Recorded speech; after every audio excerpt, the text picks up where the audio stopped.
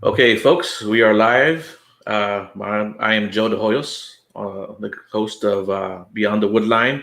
My very special guest today is Reverend Bill McDonald. How you doing, Bill? Still alive. Still alive. That's hey, you know what? Considering all the stuff that's happened in 2020, that's a good thing, sir. Um, right off the bat, I know we've had a little time to talk and over the last couple of weeks. Uh, Watching your videos, man, you have such an interesting life. You've done so much with the time that you have. I was just wondering if you could give us a brief bio, if that's possible, about yourself. I don't know how brief you can be, but try to sum yourself up if you can. Brevity is not in an Irishman's vocabulary. I mean, Yeah. so once you get one lubricated, he starts talking. But basically, contrary to popular belief, I really was born and not hatched. And actually, there's a story of my birth which is kind of interesting. Is my mother went to the hospital and she's already had a couple kids, and she tells the nurse, "I'm getting ready to deliver," and they go, "No, no, no, no, no, no, no, no. We're gonna clean you out and get you ready. We're gonna give you an enema." Well, during the enema, birth happens. I land headfirst into a metal pan, whatever you want to call that, bedpan, right? Right. And, so I was literally born with a bunch of crap in my mouth, and it's, it's been uphill ever since. There So you go. it was about as humble as the beginning as you can get, right? No silver spoon. We're talking about cold metal and a bunch of crap. So, uh, born in San Francisco, 7.5 decades ago, and my life has been a journey. I mean, literally a journey. And those people that have read my books or watched my videos, just like you were explaining earlier before it went on, how do you squeeze that into 75 years? How do that's more than one person. And in truth, I was meditating at 2 years old. I'd be having visits and visitors of various kinds come to me and teach me these. I find out later on, oh, these are techniques where you hold your eyelid and close off your nose and close your ears and do all these weird, funny breathing through the navel. I'm doing all that stuff at 2, 3, 4 years old, and I'm going, at the time, I didn't question it. And then later on in life, when I meet different spiritual teachers, they teach you methods and stuff. And I go, oh, I was doing that when I was 3. I was doing that when I was 2. You know, who knew? Right. But growing up, I was from a family.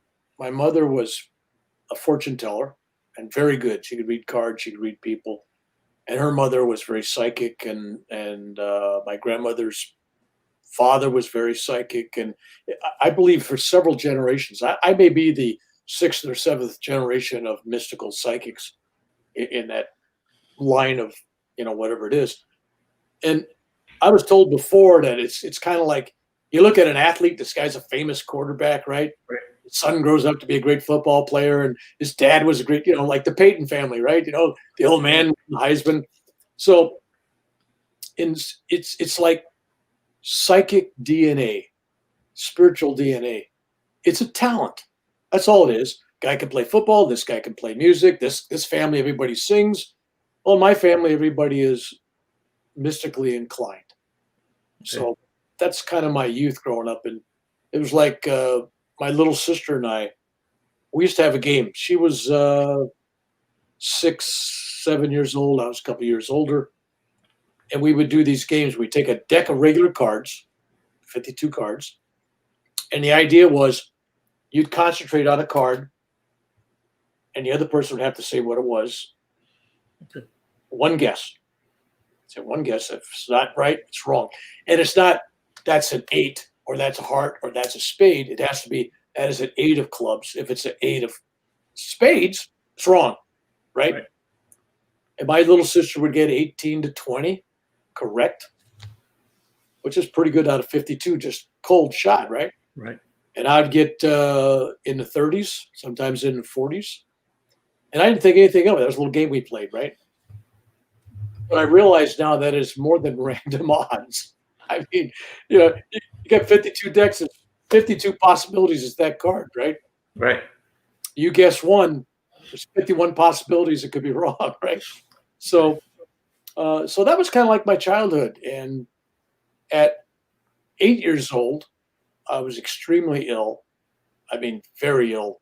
And I was told I was going to die. And I was put in a hospital in San Jose, California, and put into isolation. And I was pretty much by myself for a year uh, of my life.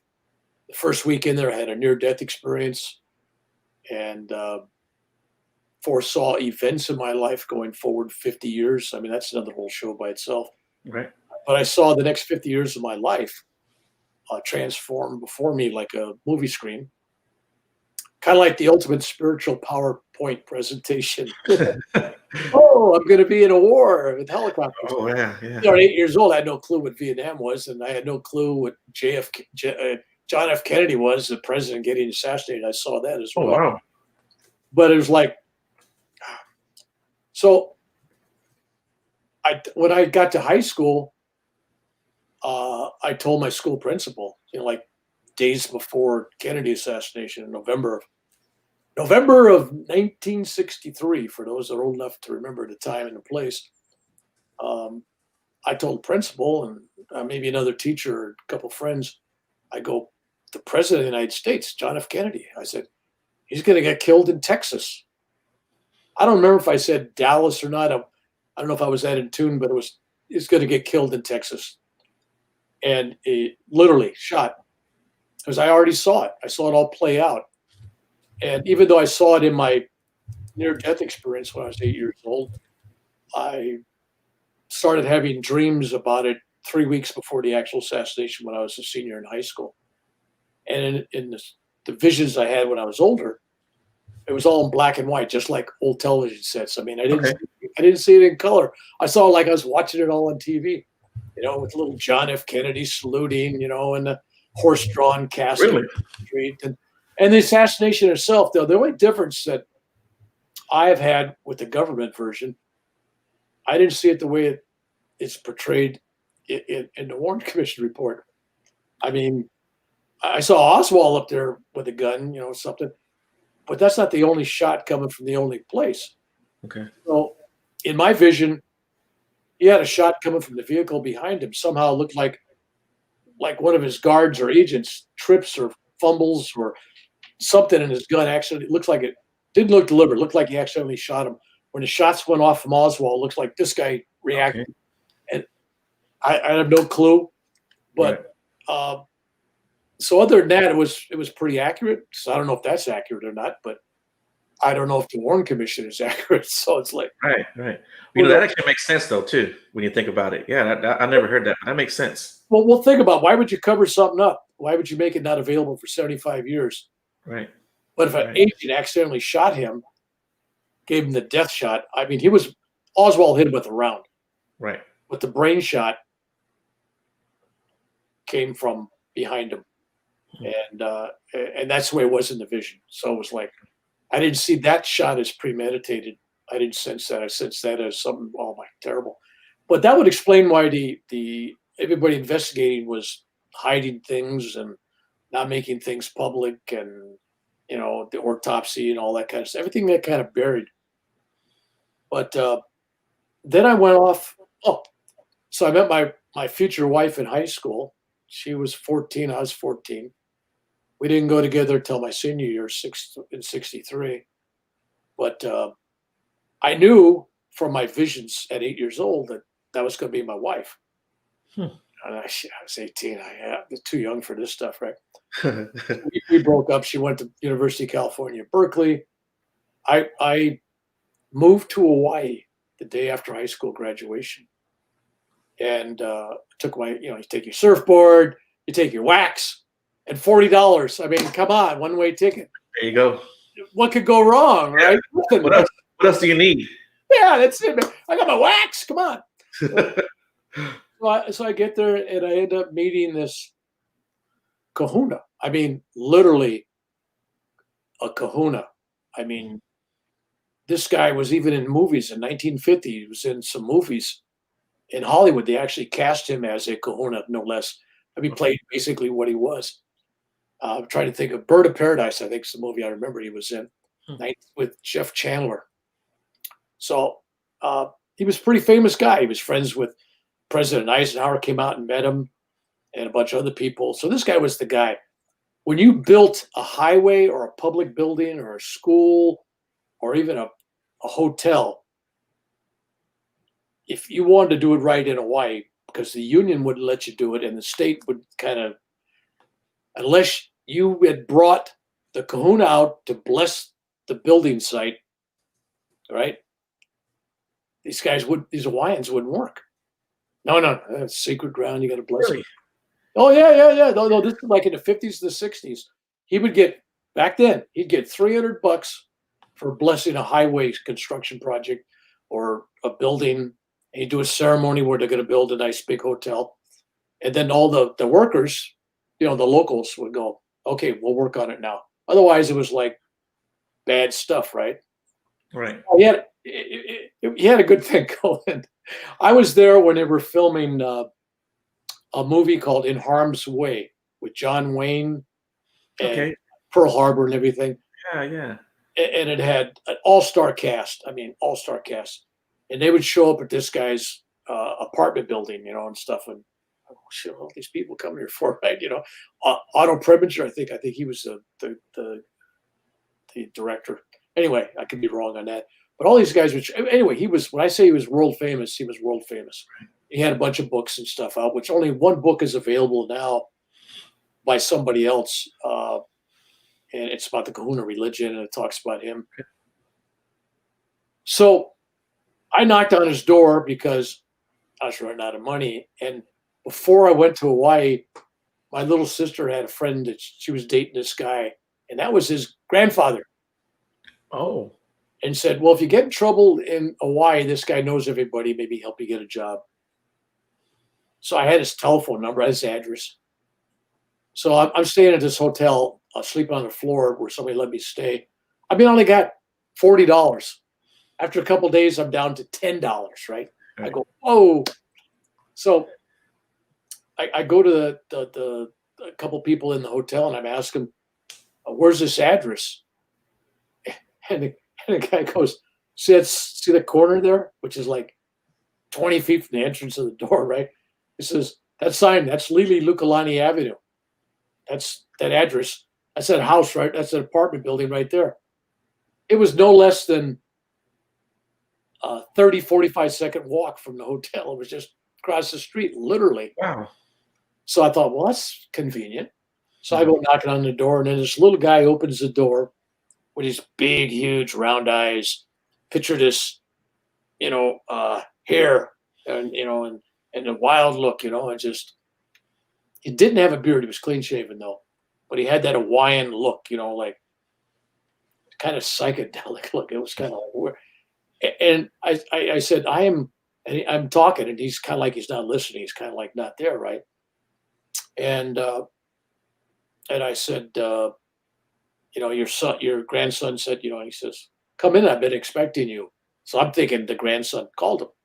No, he's on a different level with that. No, I've been expecting you for a while. Did you talk to your grandson? No. Oh, okay. I didn't know you knew him. He goes, I didn't even know you knew him. Oh, okay, great. Here you go.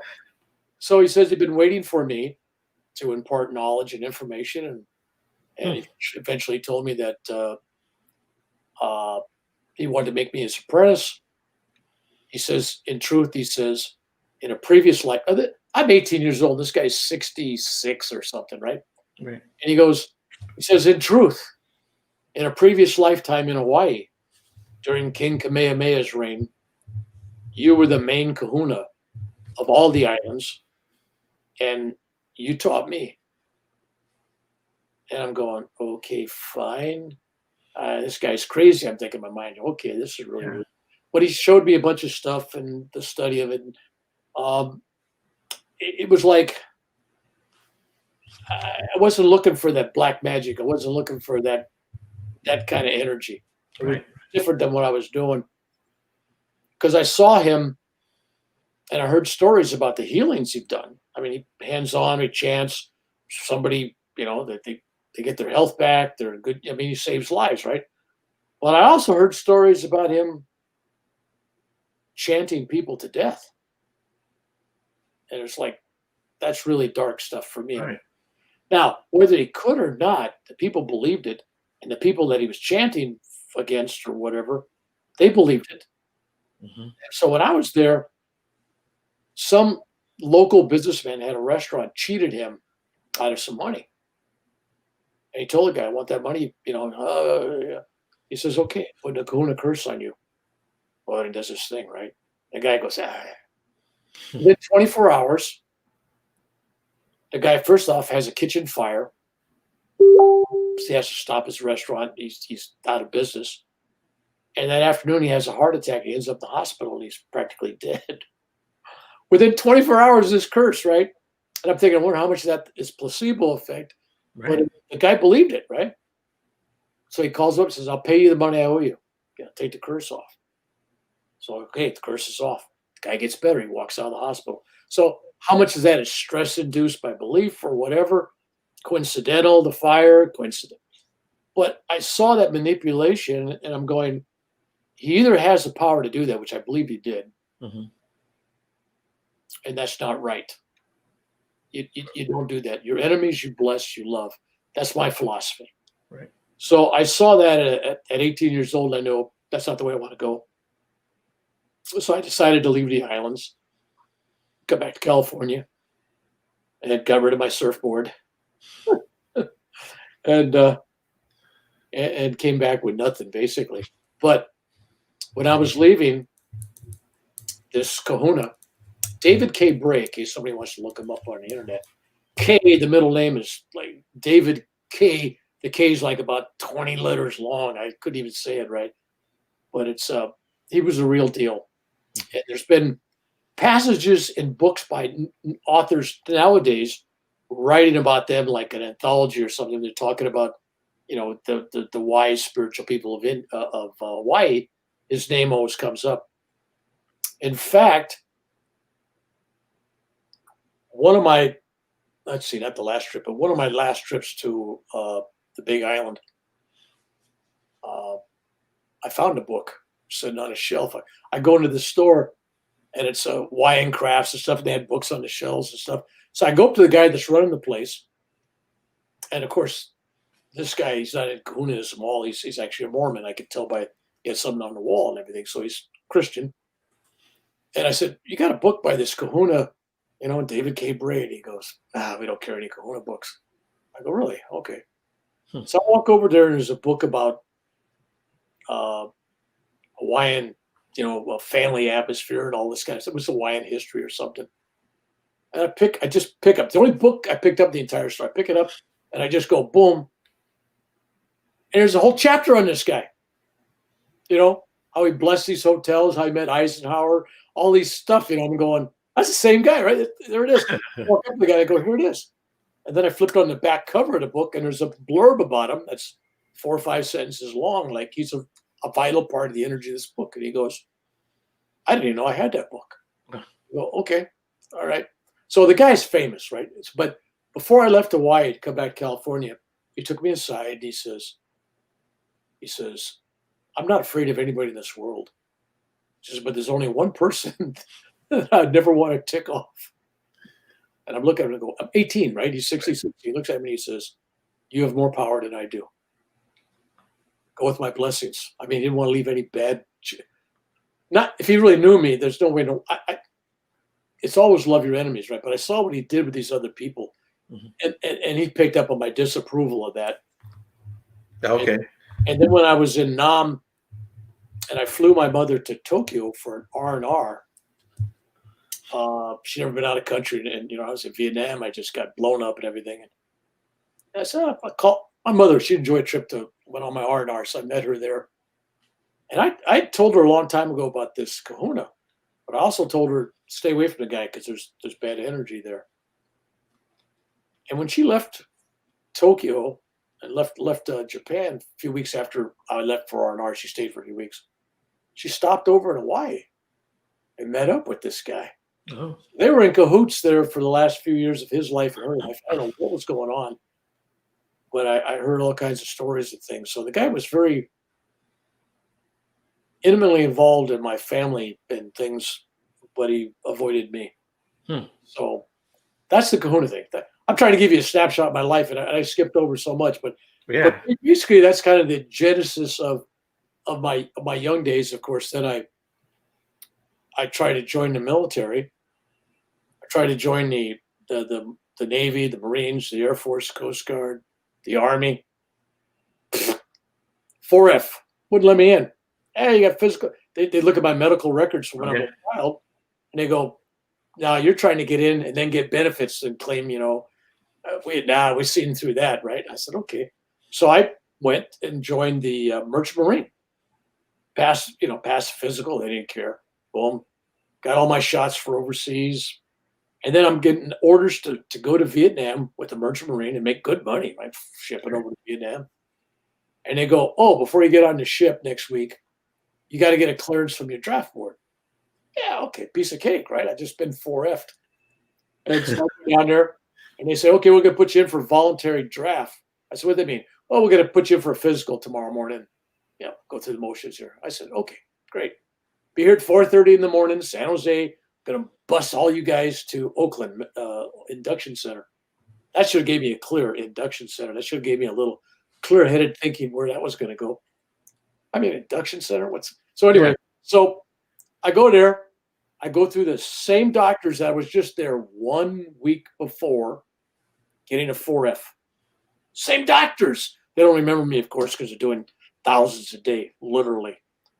So I go through. I give the same answers. Cough. Look this way. Okay, all those things. all physical, right?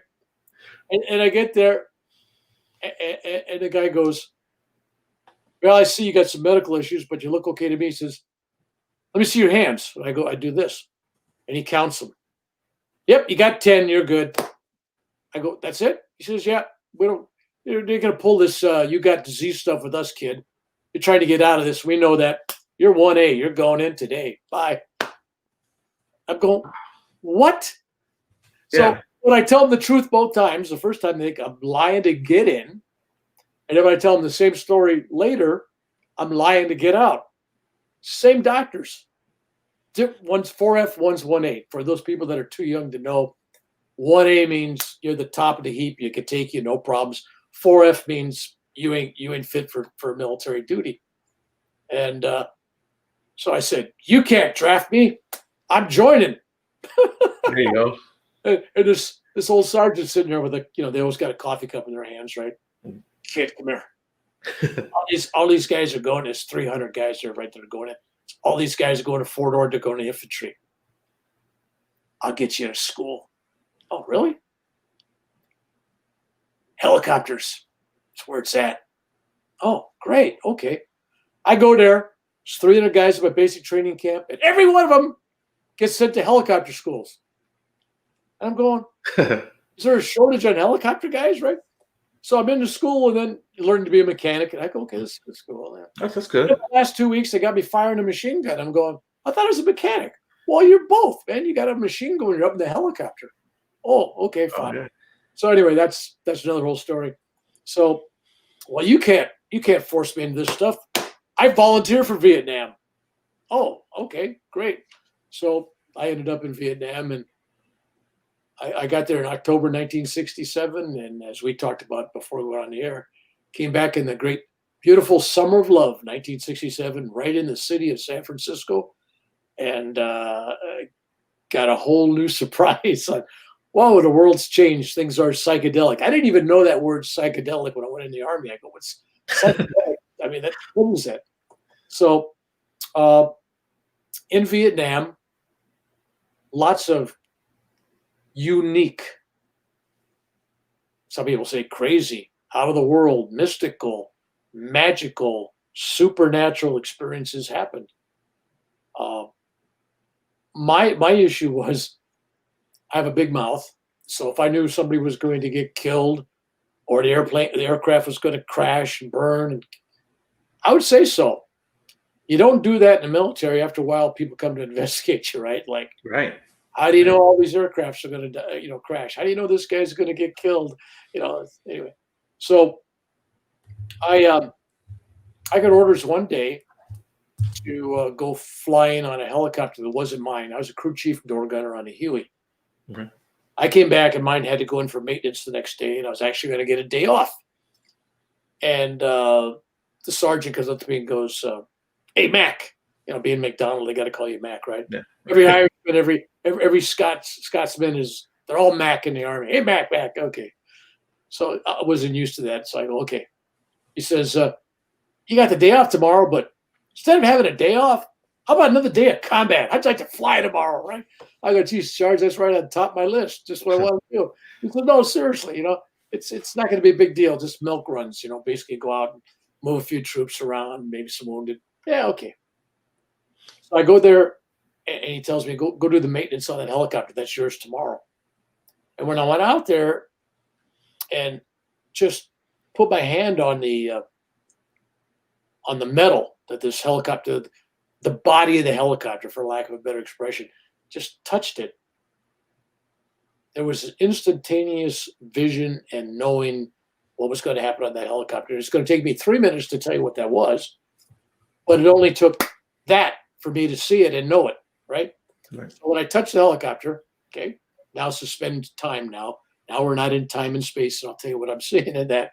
I'm seeing this helicopter flying over a triple canopy jungle, trees down below, no place to land. All of a sudden, I see the rotor going around, freezing up like something happened, a bearing or something went on it. In my world, it felt like a truncheon bearing, and it froze up the head on the helicopter so it couldn't move. And I say that as a mechanic. I just tell you as an average person, the thing stopped moving at the top, right? But the body's moving. There's still energy, right? So it's going to twist and turn and do.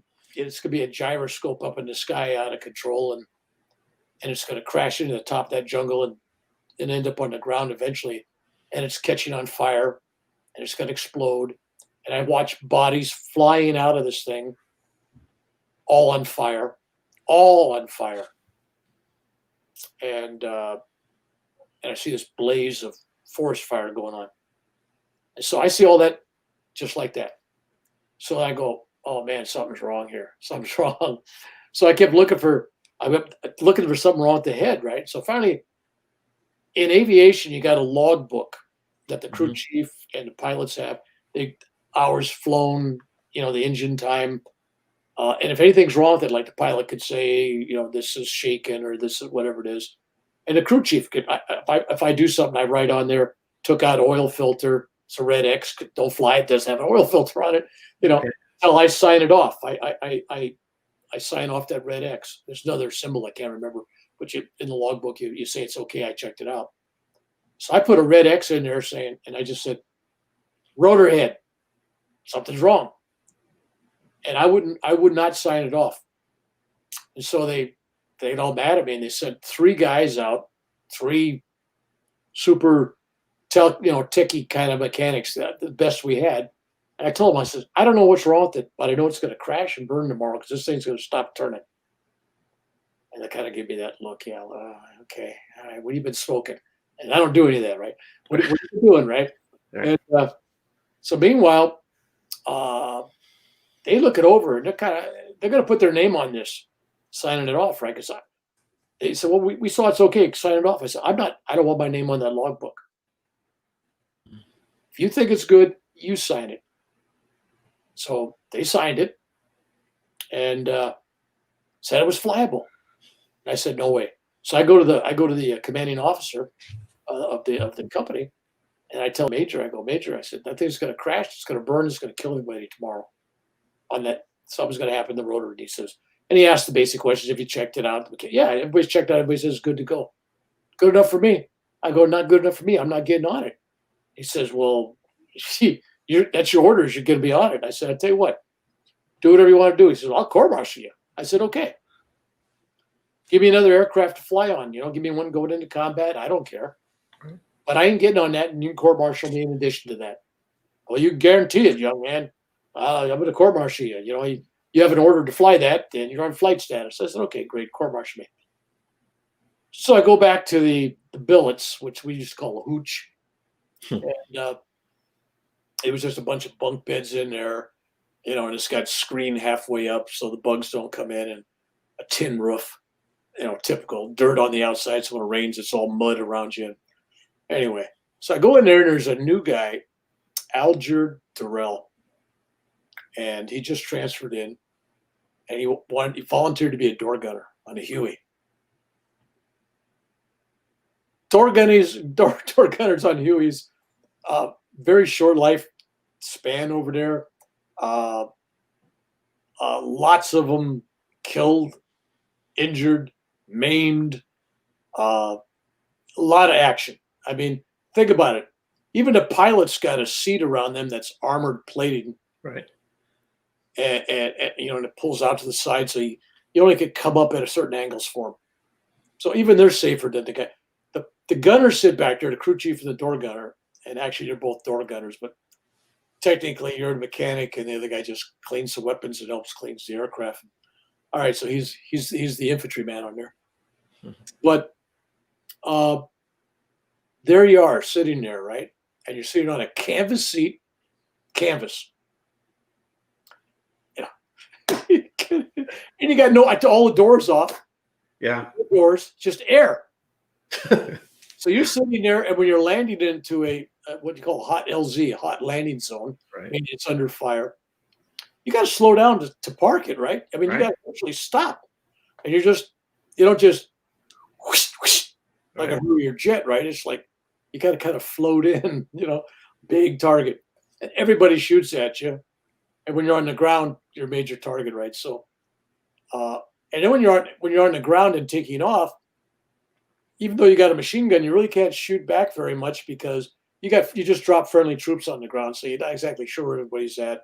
So it's kind of like you can point it at somebody, but it's firing it. Everybody gets upset because rounds are going over their heads. Right. So anyway, next day, after I tell this new guy, I says, whatever you do, don't go out flying tomorrow. He says, well, I'm not even on flight status.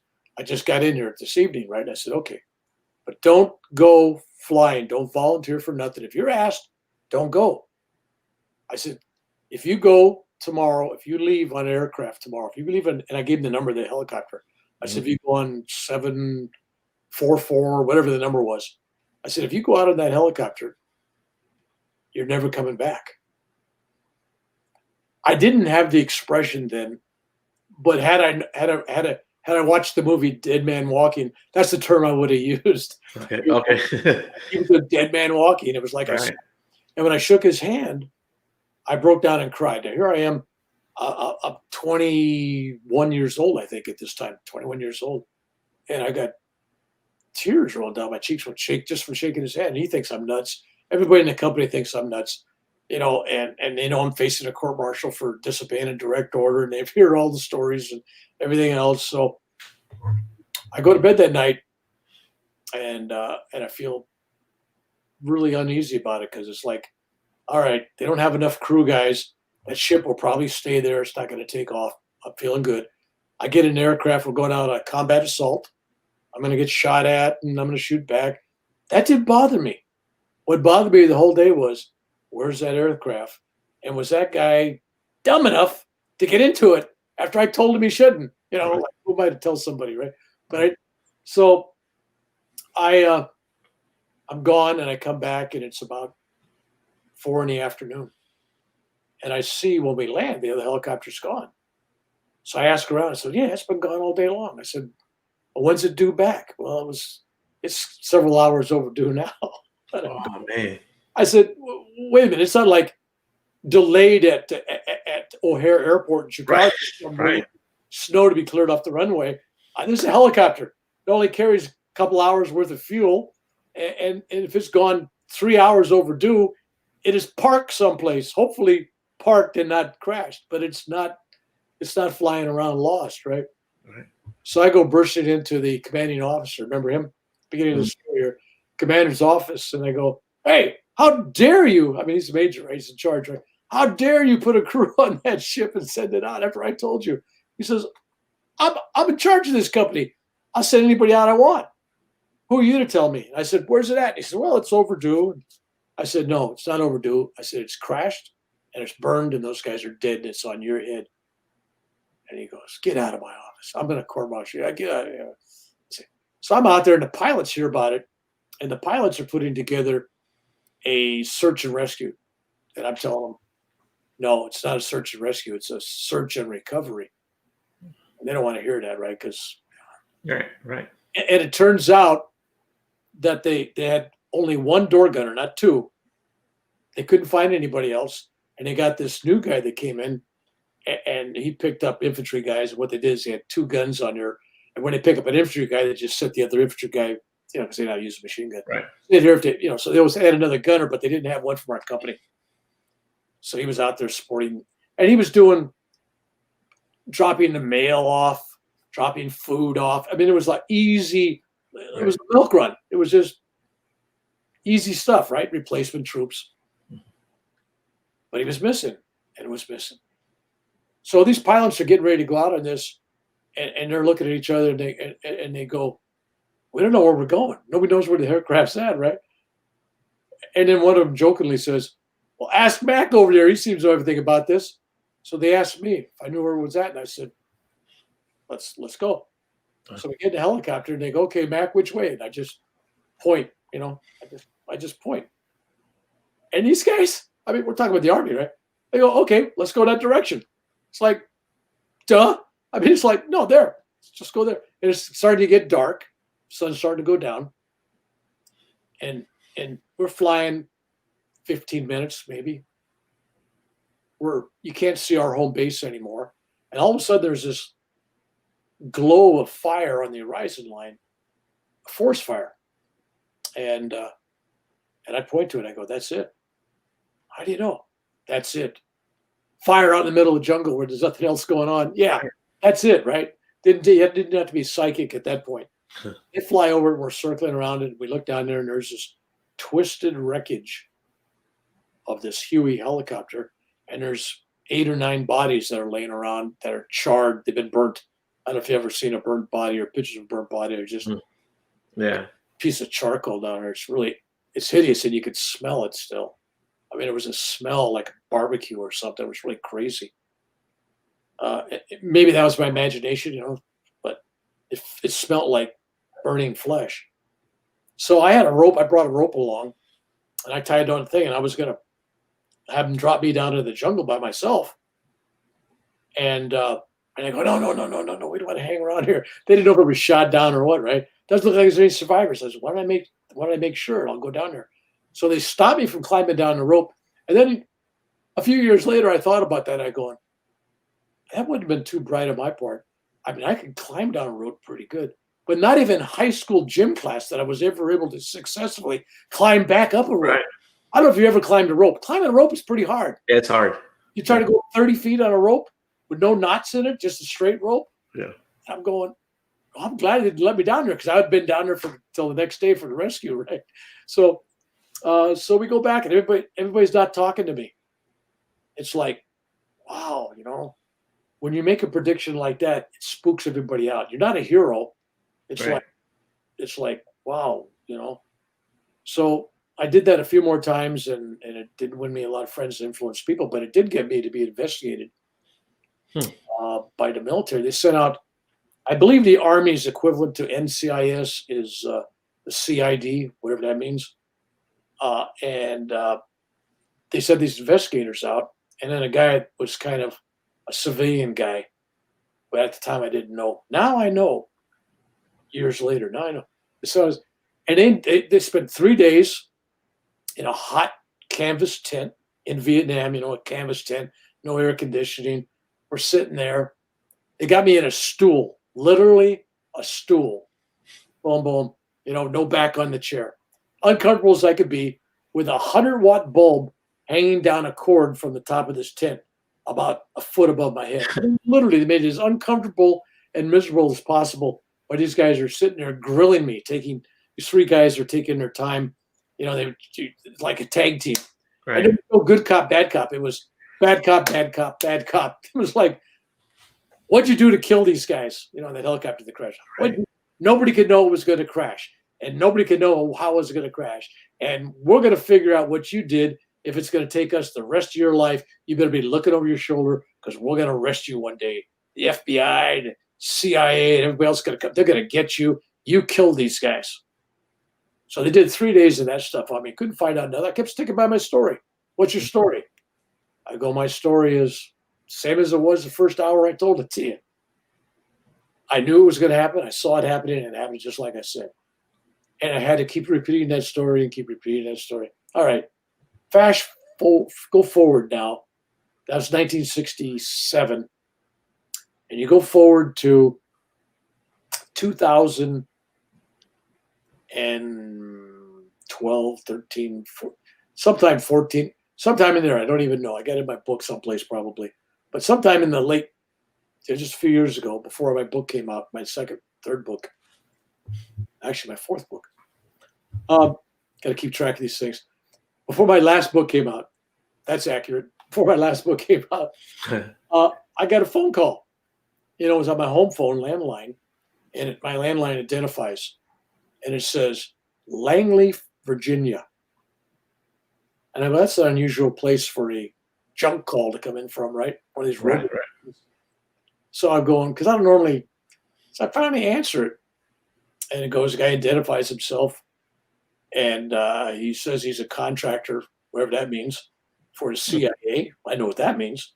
Right. He's a contractor for the CIA, and he's got a budget of $28 million or some huge amount of money to duplicate all the things I did in Vietnam according to my records. The first question out of my mind, what records? Oh, I can't tell you. They're classified. Wow. I said, wait a minute. I said, you got records on me, and you won't tell me what the records on me based on what? Well, these aren't interviews, investigations. Okay, so you got interviews, investigations with me, my own words and everything else, and you won't even give that to me?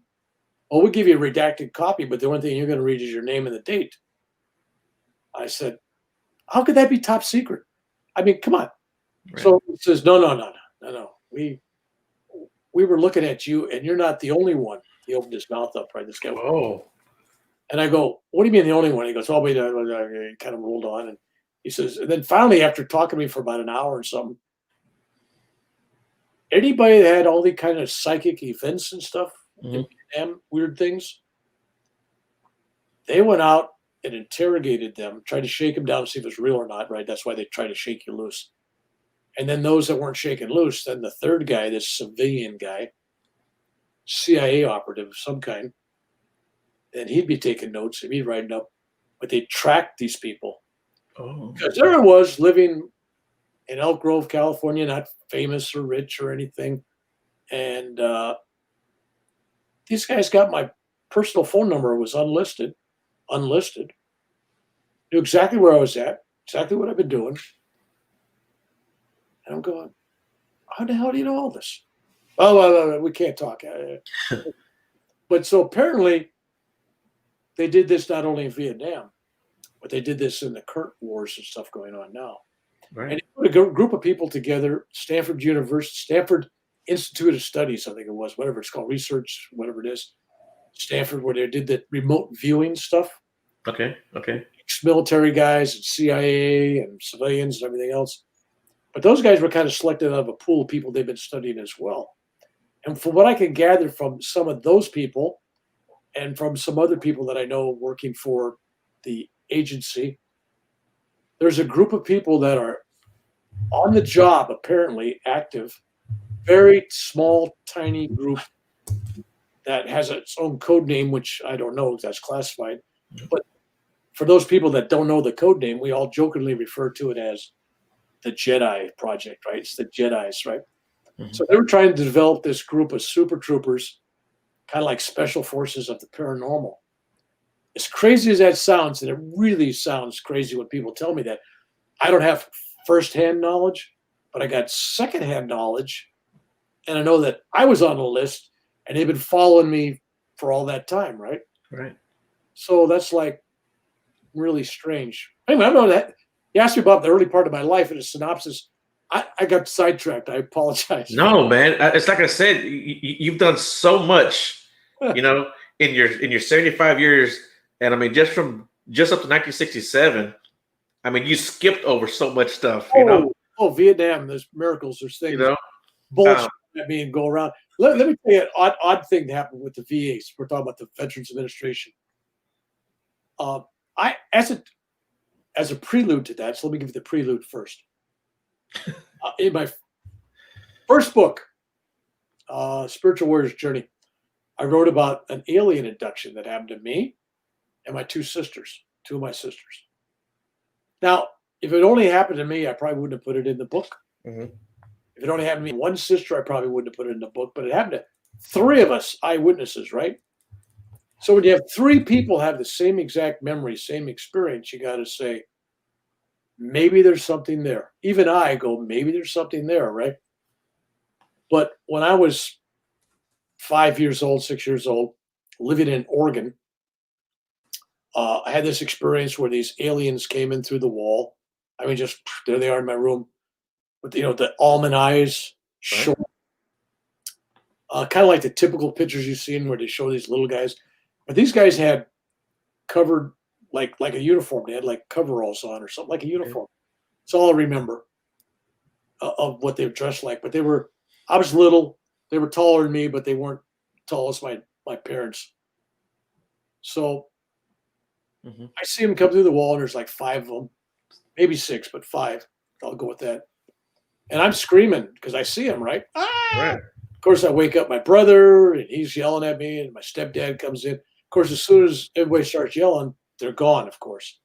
So at this point, I'm thinking this is a bad dream or something, right? So I'm told, go to sleep. There's nothing there. And if I come back in here again, I'm gonna, basically that's it. You're gonna spank your butt, right? Right. So he leaves, and almost instantaneously, I look at my brother, and he is like in a solid state of sleep, like a coma. It's like he is out to the world. Gary, I'm yelling at him. Gary, nothing. Dead, right? All of a sudden, I look up and there's all the rest of these guys, these aliens, these visitors from another dimension, another planet. I'm not going to even venture a guess who, what, where. I will at some other time, maybe my new book. But there they are. And so being 5, 6 years old, what are you doing? I'm going to hide under the blanket. That's going to do something, right? Yeah. Yeah. I pull the blanket over it and it's like x-rays. It's like they x-rayed it or something, like it's invisible. I can see all the way through the blanket. I can still see them. And they got some kind of tool. In my mind at that age, my memory is it looked like a fishing pole. Probably did not look like a fishing pole. It was some kind of rod and had a hook coming down, some kind of medical device or something, where they were going to do something, hook me or poke me or do something, test me. I don't know. In my logical mind now, I would look at it as some kind of medical device. Then I'm going, wow. So I get scared, jump out of my bed, run frantically into my sister's room, and they're both wide awake looking at me. They're not sleeping. I'm screaming. They're screaming. My stepdad, my mom, still asleep. Wow. My neighbors, we're living in a triplex. And so there's thin walls. And nobody's banging on the wall. Shut up. Nothing. Nobody hears nothing. And I am screaming. My sisters are screaming. And we look at the door, and all those guys come in. And I use guys very, just for language ability. They come in. Whatever they are, they come in. And they're looking at us, and we're looking at them, and we're screaming. And they walk up to our beds, up to the beds of my sister where I'm standing. And next memory that my sisters have is we're on the floor of the living room. And that was like, in the bedroom was about 9 o'clock at night. In the front room is the next morning, daybreak, whatever time that was, 7, 8, 9, I don't know, whatever time the sun come up there in Oregon. It was daylight. And we're on the floor, and everybody in the house is sleeping. And we're sitting there, and we're looking at this window, and in front of the window is 2 or 3 of them. And it's almost, I'm looking at it, and I'm standing up looking at them, and I got a hanger. I think I got a wood hanger or a metal hanger in my hand. That's my weapon, right? Like I got a weapon now. I got a hanger, And these parental fingers, it's not like Star Trek, but it was something like some kind of hand gesture from both two of these figures sitting there. Was like, "You're okay. We're looking after you." It was almost parental. It was like, "You're a child. You don't understand." It was parental. It was not menacing, and it wasn't threatening. Right. It was actually loving. Now my sisters had a different view of that. It was like they were still, but me, I'm going, oh, so I kind of give them a little thing too. And then the sun starts shining through the window on them, and all of a sudden I realized the sun is shining through their bodies. And then it was like Star Trek. They just beam me up, Scotty. So wherever they went, they got beamed up, right? It's like they're gone. So that happened that morning. We looked at each other. We both went to our bedrooms. Parents never asked us anything about that. We, brothers and sisters, never had not one conversation about that. That happened around 1950, 1951 sometime. We didn't talk about that till I was writing my first book, 2004 or something, 3 or 2 or something. And when I talked to my sisters, and I go, yeah, remember that. Yeah, it did happen. Yeah. Still didn't want to talk about it. Really? They were still scared. There was still that. So whatever happened that night was more threatening to them than it was to me, if that makes sense. Yeah. But I felt like I got something out of it.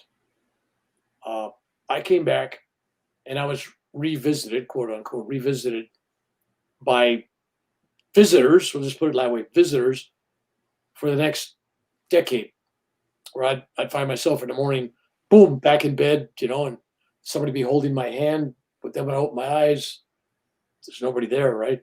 Right. So it was like, that was like coming back. And I had nosebleeds from that age all the way up until just a few years ago. Nosebleeds all the time. No reason, just nosebleeds. But I was psychic to start off with, but it was like somebody gave me a shot of steroids for mystical abilities. Okay. It was more enhanced. It was more focused. It was like I had a magnifying glass before and I could shine light through the sun. But now it was like somebody showed me how to focus that sunbeam down into a little tiny spot where I could burn something. It was that kind of difference, like having the magnifying glass, but knowing how to really use it. In other words, it was always there, but this was a focus. That's the only way I explain it. All right, so let's fast forward to a couple of years ago. I go to the VA because I don't know if you can see that this one finger is kind of that's straight as it'll go. Right, here's the other one. I woke up one day, it was all bent, and I go, oh, I got arthritis. Do I? The gout is because it's getting more twisty all the time, right? I thought. So I go to the VA and they give me an MRI on that hand down the wrist here. So the guy goes, we're looking at the picture, right? And he goes, well, it looks like the Army didn't take that piece of shrapnel out of your wrist. I go, what piece of shrapnel? I mean, I'd remember if I had shrapnel in my body. Right. Right. And he goes, no, you got to, it looks like a capsule pill size, something like a capsule, about that size. And we're looking at it, appears to be no ragged edges, looks smooth, and it definitely has a shape. And I said, well, that's not shrapnel. Right. I didn't put it in there. He said, well, we can cut it out for you. And I go, this was a strange thing. I thought, it's been in there how many years? Has it been in there since 1951? Where did it come from, right? So it was like, no, let's leave it there. Right. Which is an odd thing because most people say, you're tracking me, I want it out, right? I mean, that's one possibility. Or if it's some foreign body, I don't want it in there. But I didn't have an iPhone with me. I couldn't take a picture of it. They didn't give me any images. Dealing with the VA was just, you're good. But that was that was the only physical evidence I had that maybe something took place. Who wakes up 60, 70, let's see, 70, yeah, 70 some years later, and discovered they got an implant in her wrist. Right. Like, what? Why is it there? Is it a tracking homing device? Is it something giving me health, prosperity? Is it something to enhance the energy fields or something? Right. Have no idea. So I don't think most people would have elected to just leave it there. Hmm. I think most people would say, let's take it out, and then most people would want it. I'm just not that kind of guy. I'm going, you know what? Leave it there. It's a part of who I am now. Leave it there. Right. So that's the deal. And I still sense that sometimes the CIA and their people are. I'm not paranoid, but now that I've watched all these movies about how they can read everybody's emails, watch their videos, Yeah. I know how they can track you very easily. Right. So the fact that I talk about them interviewing me, I kind of thought maybe that was something that would stir them up. Like, what's he talking about? We don't want that information out there. So there's a part of me kind of goes, that may not be smart on my part, but at this stage of my life, I'm going, I don't care. Right. Anyway, so we could continue this story because we didn't even get into the interview. But yeah, but if you don't mind, can I ask you just a couple of questions? Ask, because you asked for a brief introduction, and that was almost an hour. So yeah, but dude, I mean, you're awesome to talk to, and you're awesome to listen to. So as a child, when you were kind of like foreseeing events, did you understand what was going on? Yeah, here's what's strange. Well, I shouldn't use the word strange. Yeah. Life. Here's what the deal was. I was laying in bed, and it was just after a procedure on my lungs. I was all alone, and I left my body. I mean, you know that. I know you know this. Joe, when you leave your body, you have an astral travel thing. You're leaving. It's a typical thing. You feel light, and boom, and you look down, there's your body. So it's one of those kind of normal experience. So okay, I've been there before, and I'm looking down, and I realize I'm sitting up on top of my body, and I'm looking down on my body, and I'm going, okay, that's interesting. But the body's not breathing; the body's just there. And so I realized this is more than just astral travel. Something's happening here.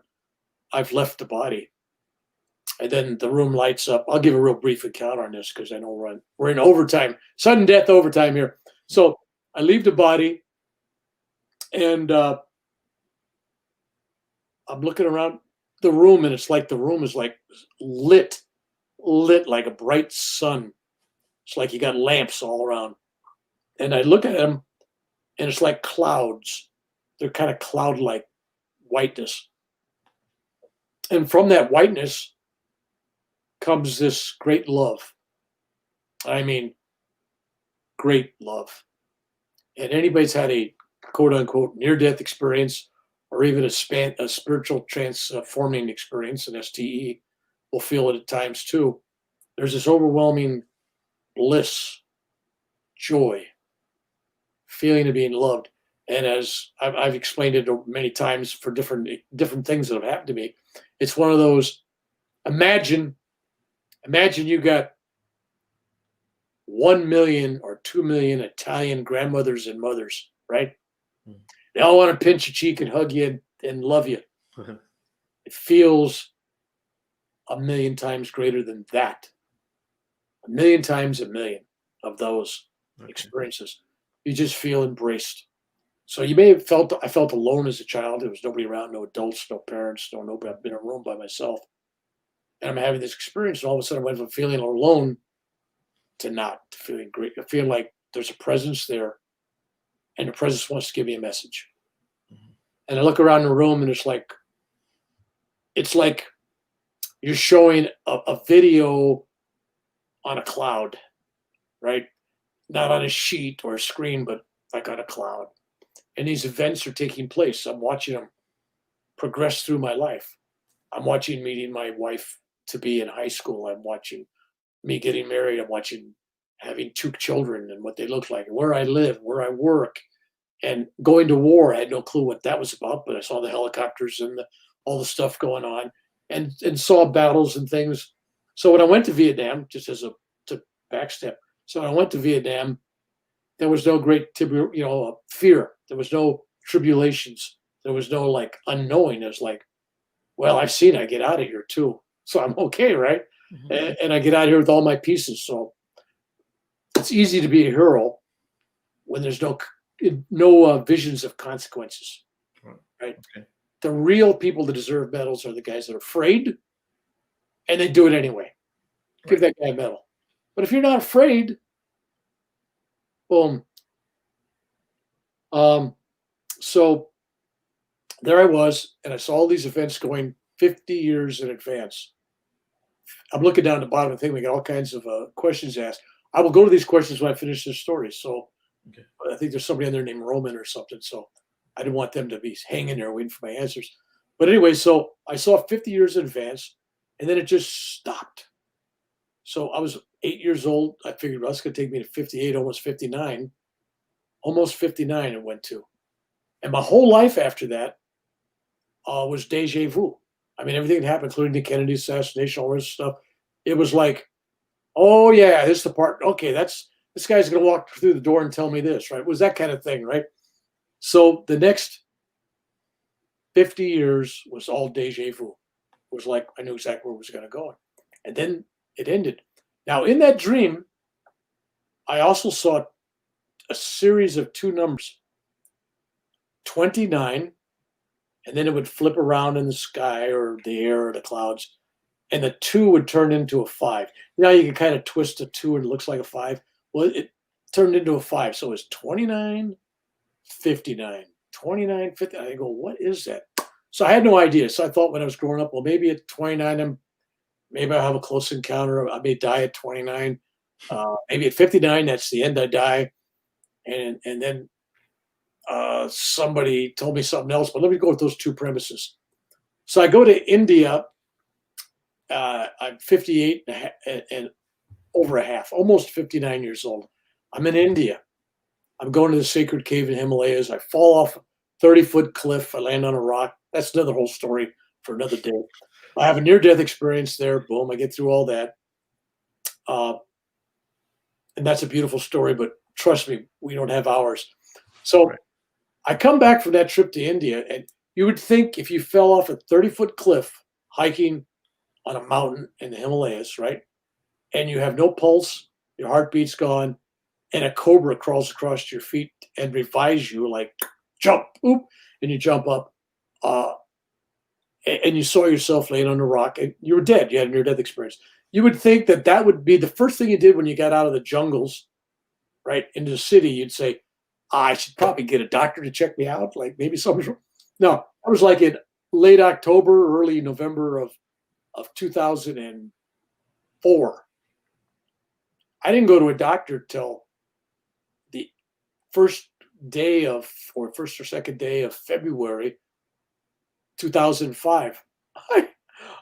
I came home and I wasn't feeling great and everything, but I got a guy, man. It was only a heart attack. I only dropped dead. I mean, I survived. Come on, who goes to the doctor? You walk it off, right? But I did go to the doctor. You don't know if you can see a scar in here. There's a scar in here someplace.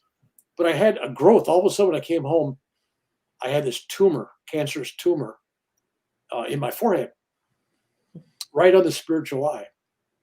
And it was funny because I went to India, this first trip to India in 2004, seeking the guru on the mountaintop experience, find an enlightened one that's going to enlighten me, right? And I come back from that journey and I end up at Kaiser Hospital, in-house surgery.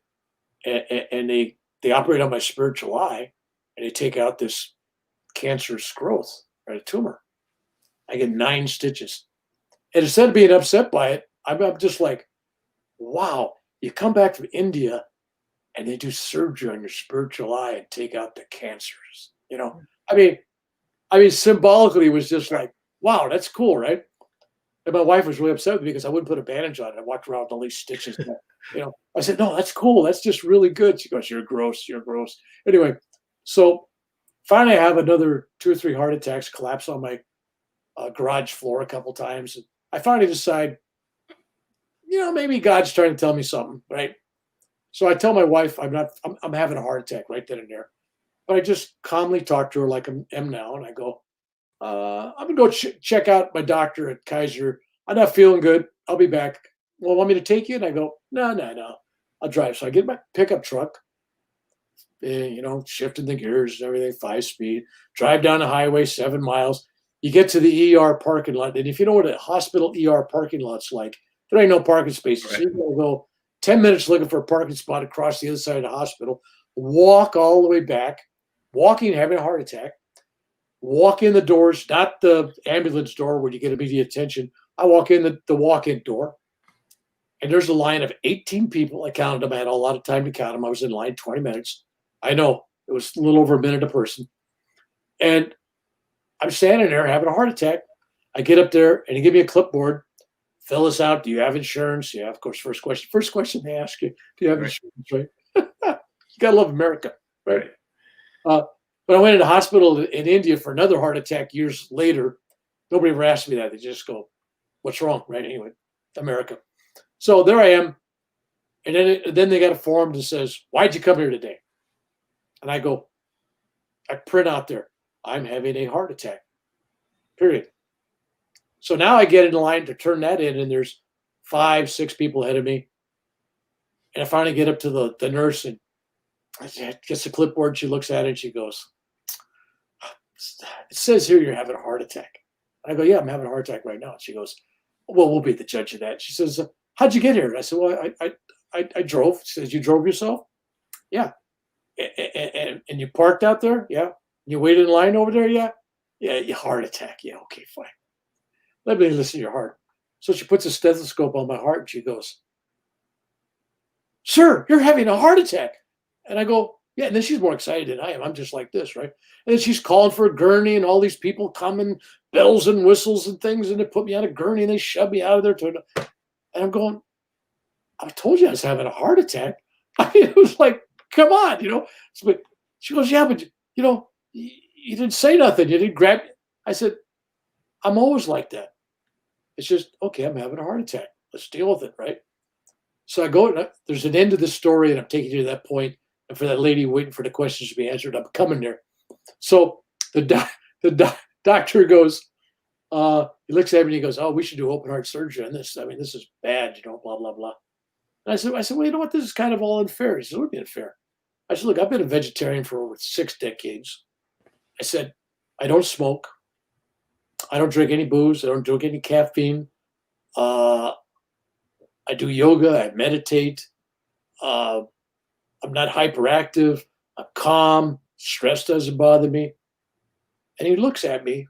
I remember the 2959, right?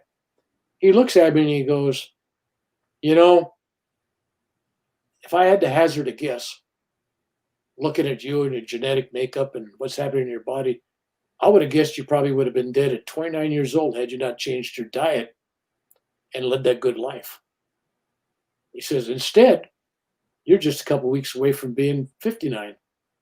Oh. So now I'm thinking 29, 59. So here's the guy just gave me the 2 numbers, right? And I'm going, whoa. Now, just before I came to that hospital, I had a friend, Paul O'Brien, another Irishman. We were born the same day, within minutes of each other, an hour, whatever. Same hospital, San Francisco. Our mothers were roommates in the hospital, I guess. But we did not know any of that information until we met in another city, 40 miles from San Francisco, in the 4th grade. We both shared the same birthday, we talked. So I'm thinking my genetics or my star charts, right, are certainly the same as this guy's, right? Right. So just before I went in there to check in, I found out he just died, heart attack or something, right? And I'm going, so now I'm feeling, wait a minute, he didn't make 59. And he had the same star chart kind of thing, right? But he drank, he smoked, he didn't meditate, he wasn't doing exercise. He was like just the opposite way of taking care of his body. So that made an interesting operation. Spoiler alert, I didn't die. I made it. All right. Now, 2959 wasn't through with me because I told this story once, and this lady goes, well, don't you know about 2959 and Saturn returning and all that? And I go, what are you talking about? Well, every 29 years, so when you're 29 years, Saturn returns back into your chart or something, or leaves or something Mm. about Saturn. And then at around 58, 59, 58, 59, comes back. And when the Saturn comes, you have major life changes. It's almost like a spiritual renewal, kind of like a spiritual death. You change, big changes happen. I have no clue. I don't do astronomy. So then I had two theories going, and maybe they're both right. I don't know. All right, give me some of the questions I saw on the bottom there. Okay, Roman asked, let's scroll. Here he goes.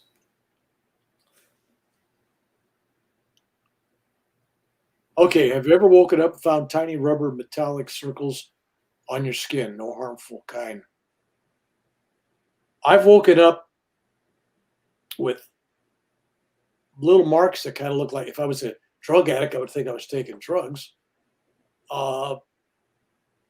But no, nothing like that, other than finding something under my skin 70 years later, and bloody noses. That was the only physical signs.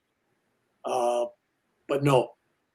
And I haven't felt a threatening presence since that event. I've never thought of it as a threat, although my sisters were scared to death. I still don't want to talk about it. I never felt threatened. It was almost like they were there to give me something. Mm-hmm. It was.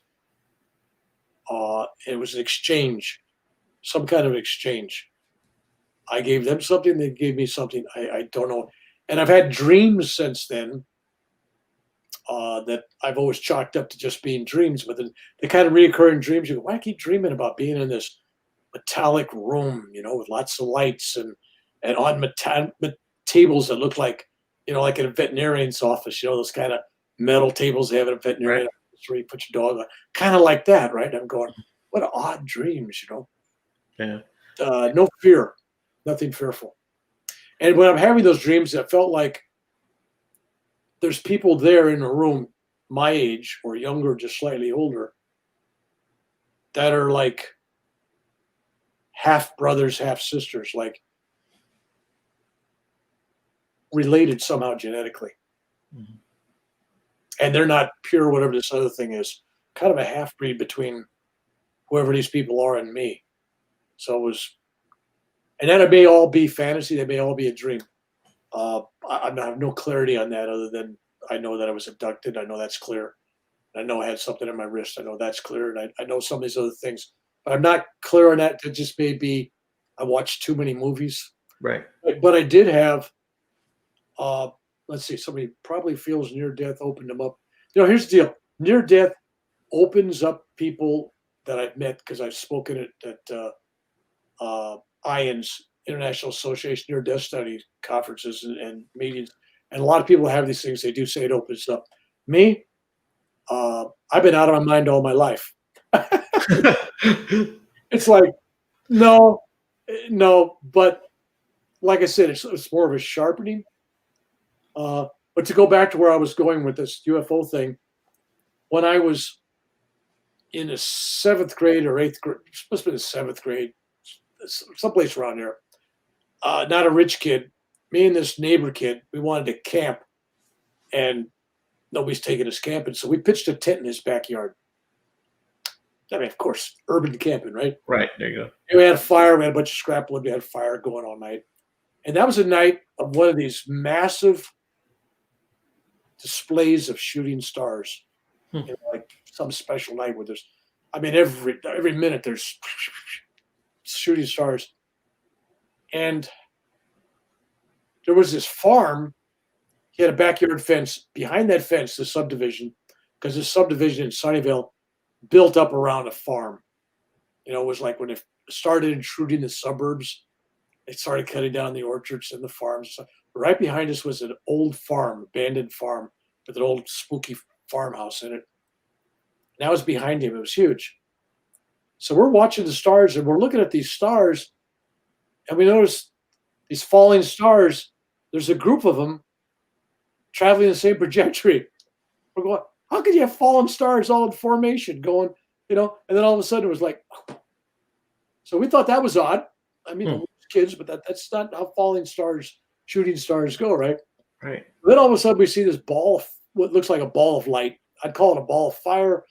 That's probably an over description. It's more like a ball of light, if that makes sense. Uh, I think ball of fire because I thought at the time it must have been a meteor, so it must have been fire, but it was more a ball of light than fire on retrospect. And it's coming out of the sky and it's heading for apparently to crash land in this backyard. And we're watching it and it's floating down, floating down. It's not coming that fast. And all of a sudden it's on the ground. And so we run up, jump on the fence, looking at it, and we're thinking, my God, that's gonna when it crashes, it's gonna make a huge sound. There'll be dust on the ground. I mean, it's a meteorite. It's gonna be, on wake up all no noise. Not even a whoosh, just silence. And we're up there looking at where it landed. And then this is about midnight. And then the next memory we have, we're sitting around the campfire, which is out. It's sunrise. And I look at him and he looks at me and I go, I'm going home. And he goes, yeah, I'm going to the house. And we never, ever talked about that again after that night. All right. What's the most effective way to send away unwanted entities, in your opinion? First off, this is a dangerous area because people attract. Let's talk about how you manifest these entities and how you get them in your life. That's the first route of prevention, is not to get them, right? And then we'll talk about what you can do afterwards, because I've done exorcisms. And I did something when I was in Wales that we were talking about earlier, which if we have time or another show. Yeah, we'll do another show, yeah. We'll do another show and we'll talk about what happened in Bridgeton, Wales, with weird stuff going on there. But Ouija boards, I've done exorcisms for people that did Ouija boards. Bad thing. Fortune telling when you don't know what you're doing. You haven't protected yourself. Trying to channel and you haven't protected yourself with white light, with energy, and you're not advanced enough to have the energy to keep out. So if you open up for that one channel, you open up for all the channels. How do you think people are schizophrenic? They're opening up channels and people are talking to them. That's real. There's people there. There's entities. There's things going on. So psychedelics will do it. Sometimes you can get stuck in that time warp, that place. You can attract entities. You can attract good. You can attract bad. I'm telling you, it's a two-way street. So we got to really be careful with drugs. You got to be careful with alcoholism. People go, oh, the guy's recovering from alcoholism. When they talk about the DDTs, the guys see snakes, spiders, demons. They do. It's not just manufactured in the mind. They're seeing it because they've opened up that dark channel.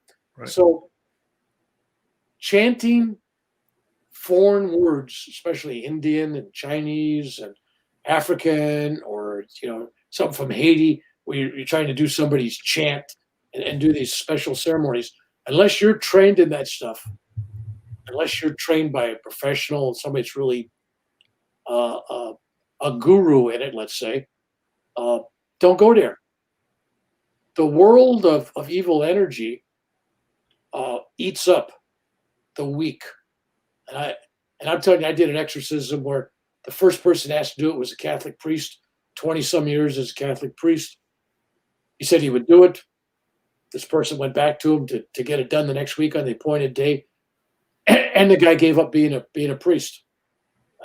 I might have this backwards. The first guy gave up being a priest after 20 years. The second priest that they were given had a heart attack. I may have that reversed. Maybe the first one had a heart attack, the second one quit.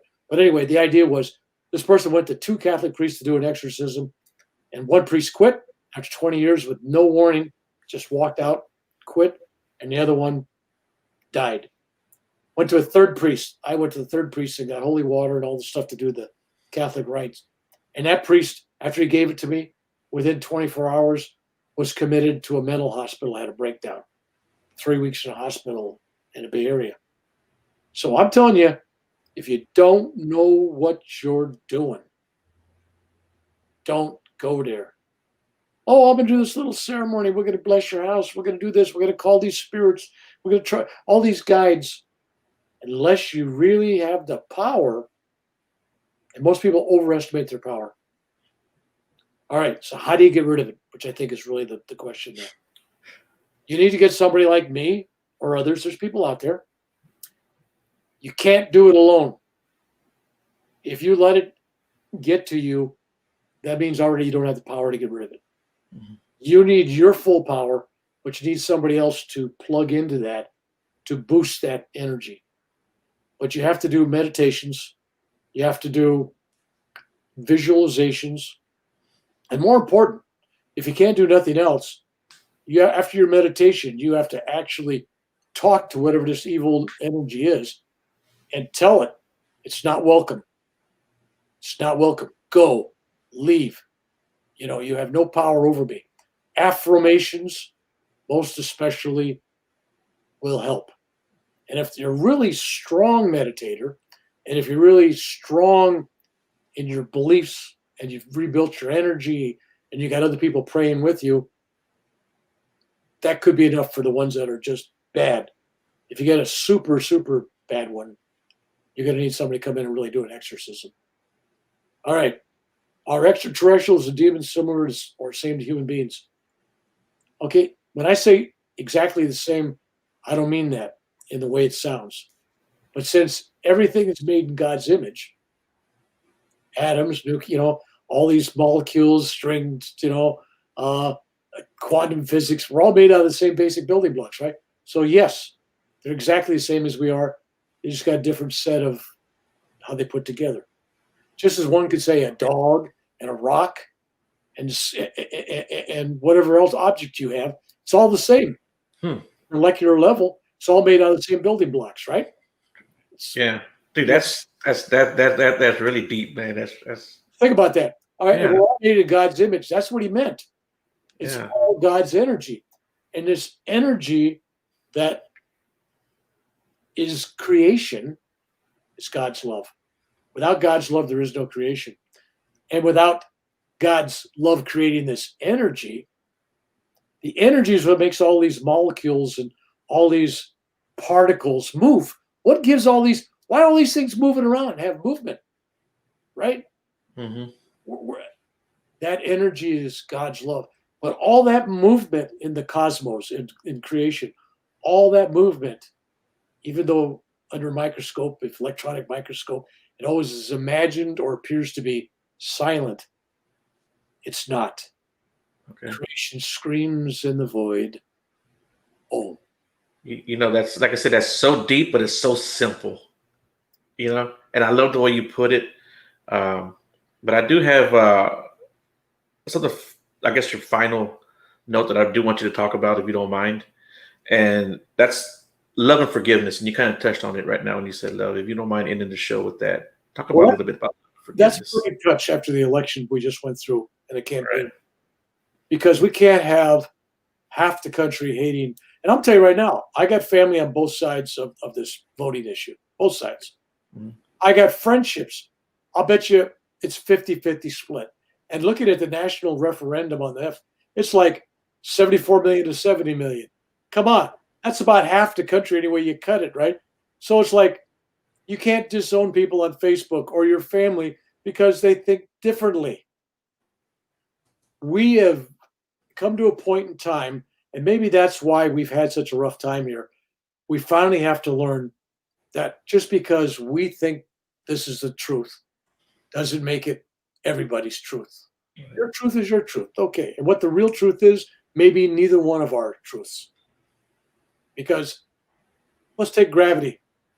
At one time, that wasn't the truth. The theory of gravity wasn't there until Einstein got hit in the head with an apple, right? Right. What was gravity was at work, and it was a truth regardless if Einstein or Newton or anybody else looked at it and said, yes, there is gravity. Nobody had to recognize it. So the truth is the same way. Nobody has to recognize the truth. It is. It's just like gravity. It's no less, it's no more. It's always been there.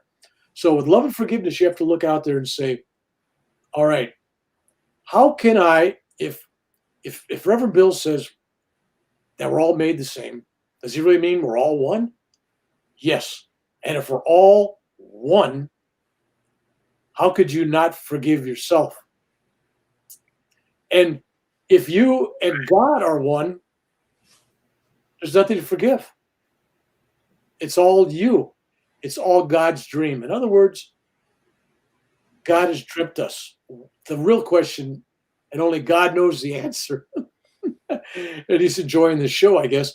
But why were we given free will with an ego?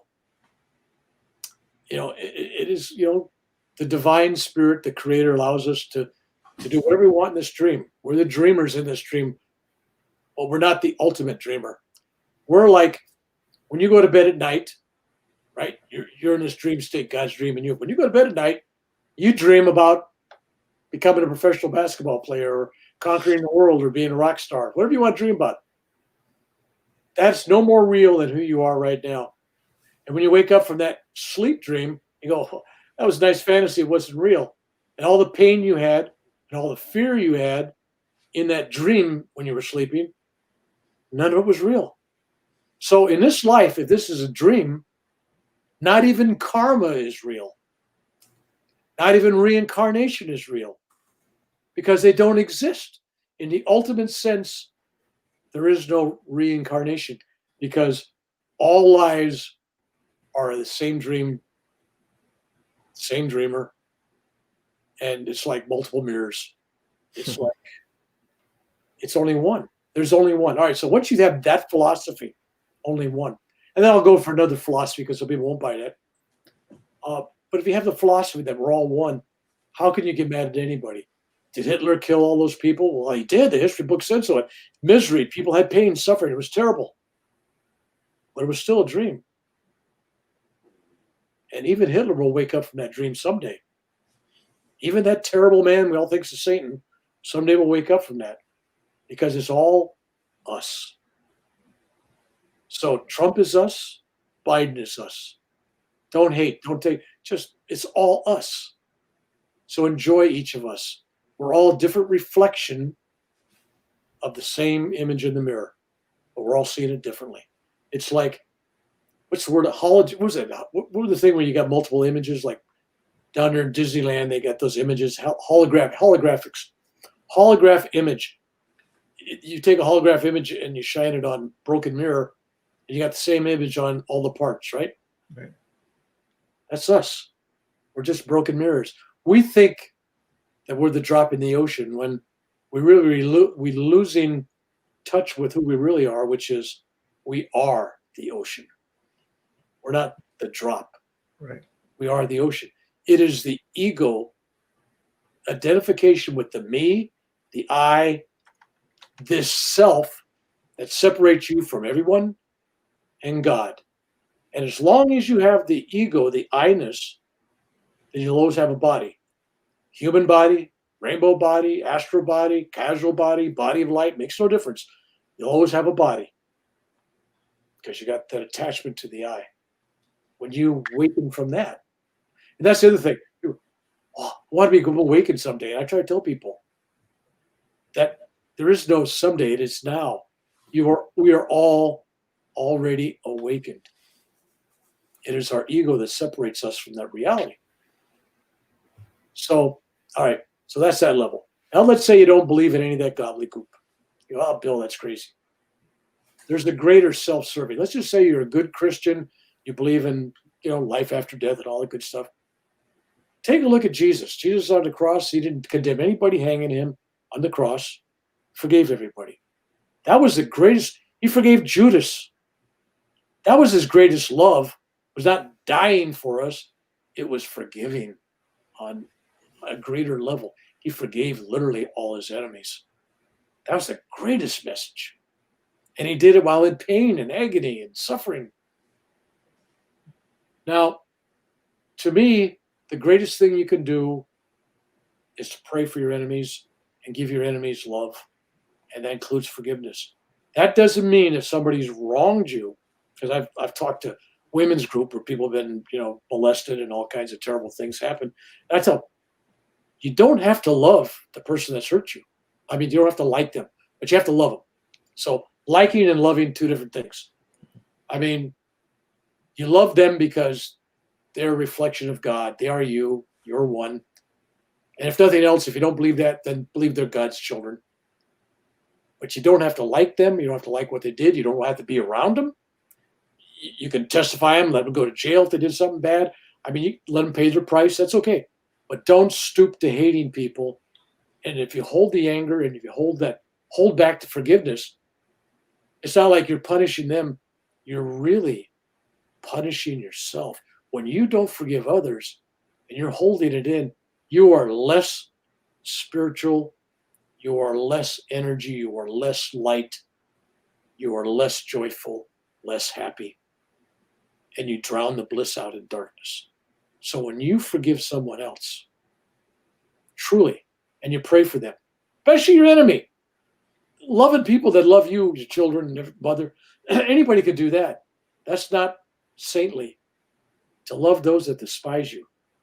So for those in the Trump group or the Biden group or any group you're in, if you're in a different group, send love and prayers to the other half, because we can't live in a nation, in a world where half the people don't like the other half. It's not going to work. We literally, really have to pull together now. We really have to work, and we have to support whoever's the president. It's always been my attitude. Whoever's the president, it's our president. I know that I got beat up the last time I said that. And I'm saying, no, you pray for your president, because whatever successes he has is good for all of us. You don't want him to fail, right? So whatever you're doing, you pray for your leaders. You want them to have wisdom. And so without being able to forgive, one cannot progress farther and closer to the light. And I use light as enlightening. Mm-hmm. You ever think about that? Enlightening. What's right. Light's in that, right? That really means that energy is increasing in you, and you're actually increasing the light in your very being. Thus, when all these people did all these old pictures of saints and sages and stuff, what they always do, they always have a halo around them. This light just shining from them, right? Right. Enlightened literally means, in my definition, I don't know what it says in all the books. In my definition, enlightening really means turning the light up, the voltage, the energy. But there is no time that, well, I can't wait till I'm enlightened. As soon as you know that you're enlightened, you are. And as soon as you know you're one with God, there's no karma. As long as you believe in the self, then you believe in reincarnation, and then you believe and have to accept karma and all the repercussions of that, and disease and pain and everything else. But if you really just literally, like Buddha, the awakened one, right? What they're talking about, he literally woke up and go, I'm not me. That's like that the guy that did the Zen, brought Zen to and show on the martial arts and everything to China. He left India. He goes there and he sees the emperor, right? And the emperor hears all these great things about him, and he asked him. He says, "Well, I built all these temples. I did all these great things. You know, how much merit have I got with the divine, right?"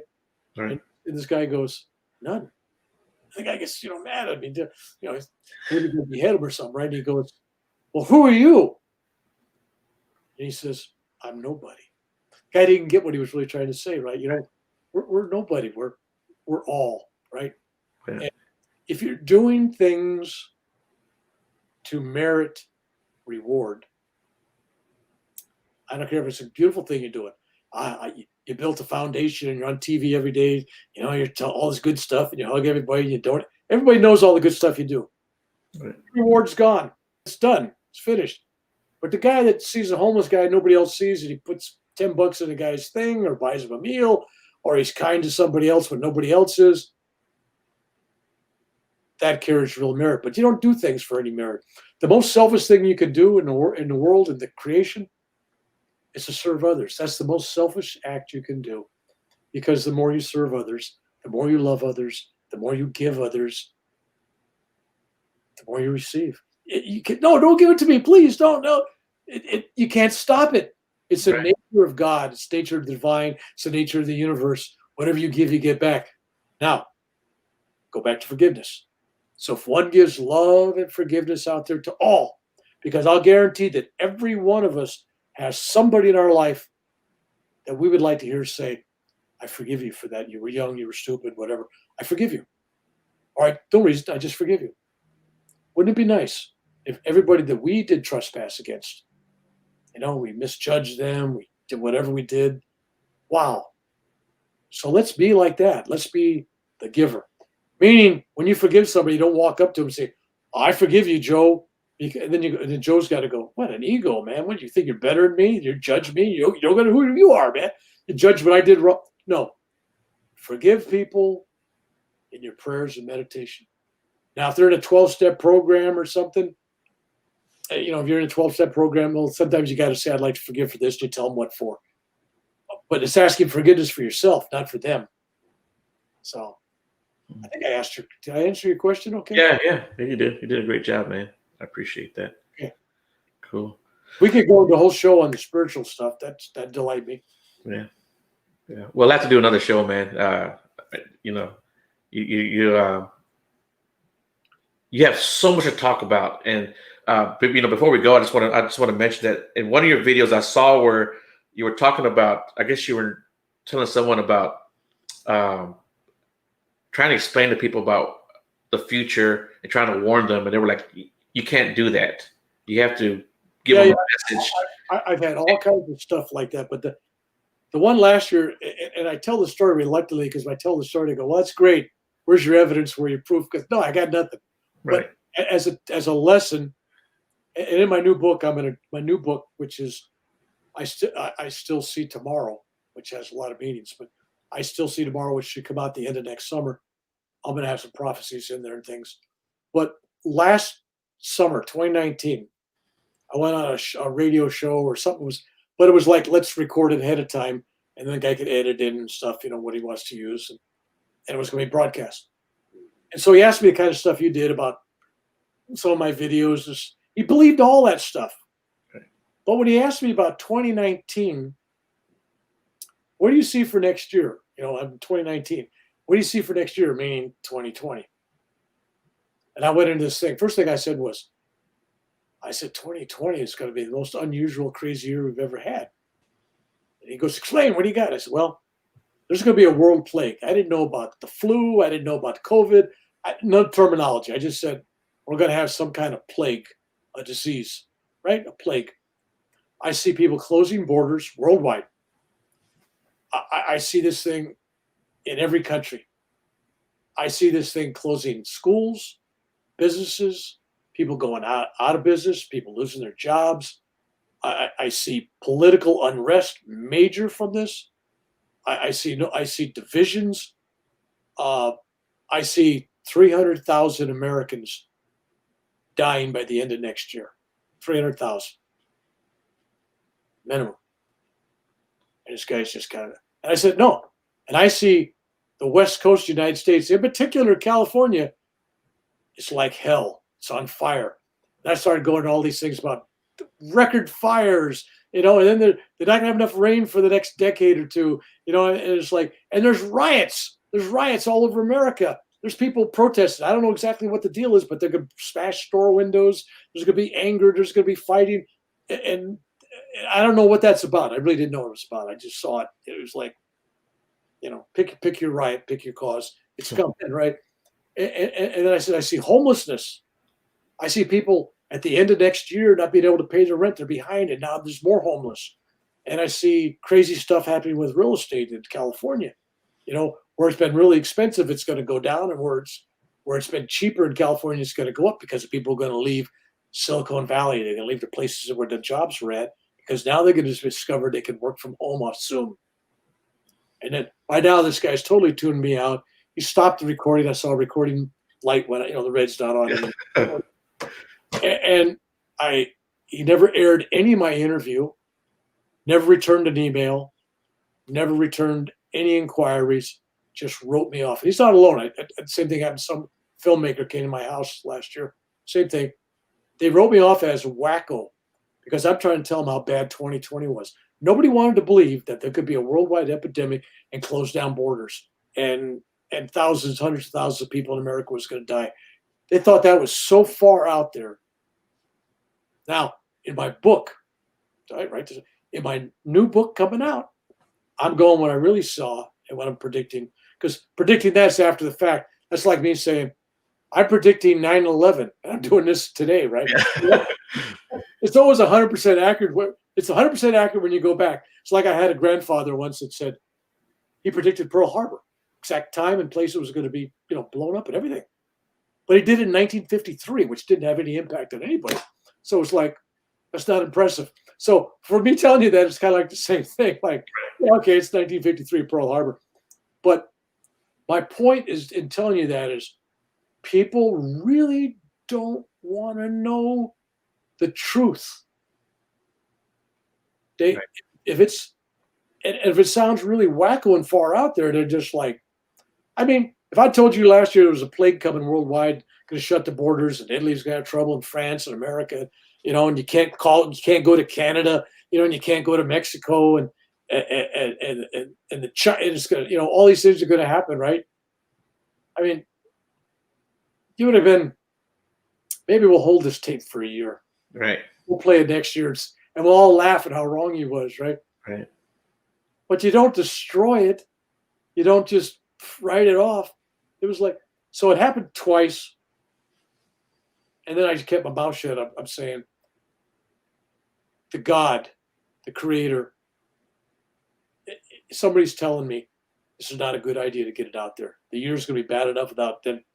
I mean, if people would have listened to that last year, and then the first couple of cases of the virus came, and I'm saying 300,000 people are going to be dead, and Trump's going, got to go away. It's going to be zero by April, zero, right? I mean, we're in different worlds, right? That would have shaken people. Plus, there's a part of me that also believes that when you vent these truths, by expressing them, you make it known to more people focus in on it. You're actually giving more energy to that event. Yeah. That's why if you have a naughty palm leaf reading done in India, that's another whole topic we talk about. Yeah. But that's like looking into your future and stuff. When people are giving what I look at as valid information, they're basically given potentialities of the future. Mm-hmm. In other words, if you come to a fork in the road and you go this way, this is the future.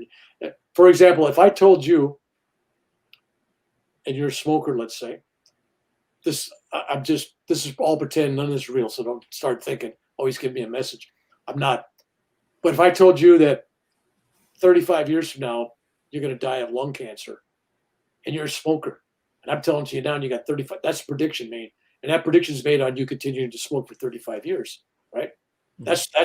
That's the potential future waiting for you. But now you go, well, I believe Bill, I better stop smoking, right? Now you've changed that future. You're not going to have that same fate. So we always have free will. But when it comes to world karma, it's a lot harder. Mm-hmm. The United States is going through all this stuff right now. And if you were believing in karma, you'd have to take a look at our history. Civil War, slavery, what we did to the Native Americans, what we did to the Irish when they came on. People don't even believe this. I'll throw this out. There was over 300,000 or whatever number was. A greater number of Irish were slaves, indentured slaves, than blacks at one time in America. Nobody wants to believe that. Mm-hmm. We were able to escape that because we could blend in, right? You kind of get in this. But this country has a history. What we did to the Chinese, couldn't own property. I mean, come on, couldn't become a citizen. I mean, what we did to the Japanese with the internment camps. So you could go down there and you can believe America is the greatest place in the world, which I still believe. Mm-hmm. And I salute the flag and all that other good stuff. I'm a veteran. I'm proud. I'm a patriot. But a patriot, knowing the truth, nonetheless, can still salute his flag and say it's all right. We're better for that now. We're moving on. But when the country's done something wrong, first of all, I got to look back. That wasn't me. Right. I wasn't there, right? But one part of me just says, it was what it was. But we inherit that energy as a nation. So we're paying that price for all that. So in some essence, the residual karmic effect of the American Civil War is still being fought out, but on a less violent way, on a level of politics, in arguments and marching on the street. But that same energy is still there. We haven't quite eliminated it yet. So it's incumbent on both sides. One side, it's like right now, for people that voted for Biden, we got mandate. I heard somebody say that. Well, mandate. There was no mandate. There was people just tired of the war. People want to just flush it down. Let's start over. And there's no guarantee that the Democrats are going to get anything done 4 years from hence if they even get reelected. This is like people saying, calm down. Let's get centered. Let's work together and then see where it goes, right? So there is no mandate other than we're all looking for peace right now. Everybody's looking for, I want to be friends with my family again. I want to be friends with my friends, right? Right. So, the people out there, whatever side you're on, and I know it's really divided. There's no undecided people out there anymore. There really isn't. Right. It's like you're on one side or the other, just degrees, right? Right. So I just want to add our prayers. We should be praying for the new president. Everybody should be praying for the new president. And it doesn't mean that when you have a view that's contrary to a political thing that somebody's trying to do, right? You believe that, this liberal, this conservative view, argue the merits of it. If you can't agree, you can't agree. If you can reach something in the middle, like right now, they got to do something about joblessness. They got people out there that need jobs. They got people unemployment that need some money, some help. They both got to work together. And nobody take credit for it. It could be the president's credit, it ain't Congress, the Senate. It's got to be the government working together for the people. End of story. Hope that answers your question. Yes, sir. Sure did. Well, I thank you, Mr. Bill. Also, you want to plug your books and your channels? Yeah. Since you asked, all right. I got other books, but these are the two I'm kind of working on. But this is my second book, Warrior: A Spiritual Odyssey, and that takes me from birth up to Machu Picchu. That's Machu Picchu on the cover there. Machu Picchu, where I have one of my many 12 or more heart attacks, and it covers Vietnam. It covers It covers a near-death experience as a child. It covers all kinds of mystical events of me bumming around Europe, my time in Hawaii, which I just briefly touched on. It goes on. So you read that book and you go, my God, what a terrible childhood, what life, and all these terrible. And I didn't write it that way. I really wrote it to say, well, here's what happened. Here's what I'm happy. Right. It's like, okay, this stuff happened, right? All right. I thought that was going to be it. And then the next 10 years, the next decade, this is from when that book ends, a decade forward.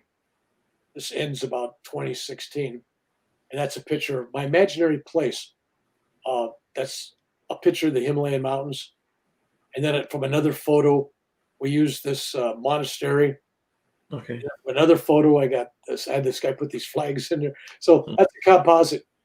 But it's Alchemy of a Warrior's Heart. And the title really, alchemy is like changing lead to gold, right? Right. So it's like all these things that happened in my life made gold, right? So it's like, this starts with my first trip to India. Mm-hmm. And that heart attack I talked about earlier, I fall off the cliff, Cobra revives me. I mean, it's great stories, right? Right. Nothing else. Even if you don't believe a word I write, read it and go, well, this is damn good fiction, right? I've been all right. So, and this takes you through 2 near-death experiences, dozens of supernatural experiences. I mean, literally, and it ends with a friend of mine who hadn't been talking to his son for a decade. Mm-hmm. He stopped talking to his son about the time I started this book. And then I got them together. It's a whole neat story how I got them together, this reunion, prodigal son type thing. Yeah. And that decided that, you know what, there's not a better ending than me talking about how this whole thing came together by using a shaman, a guru, and myself. And it's a great story. You'll have to read it. But that's how I end it, because it ends on a happy note. So that's it. Where can they find the books? All right. These books are available on Amazon and any other book online place, Book a Million, Barnes and Noble's, all. But Amazon's the best place to get it. You can get this book in download and print. You can get this book in addition, an audio. It's not my voice. I didn't want to torture people. It's not my voice.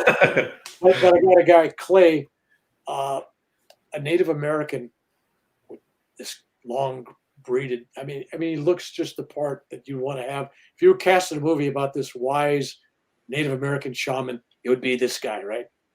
And he did my book. He lives in Sedona area of Arizona, and I hope people someday visit his website or visit him. He's a unique guy. I mean, he was on Oprah Winfrey show and everything else. Okay. The guy's just really a guy. I'll have to give you that information because I don't have it off the top of my head. But anyway, so those books are available. I got a website, www.revbillmcdonald.com. No dots, no commas, no nothing, just R-E-V, billmcdonald.com. And then I got a YouTube channel, which we've been talking about.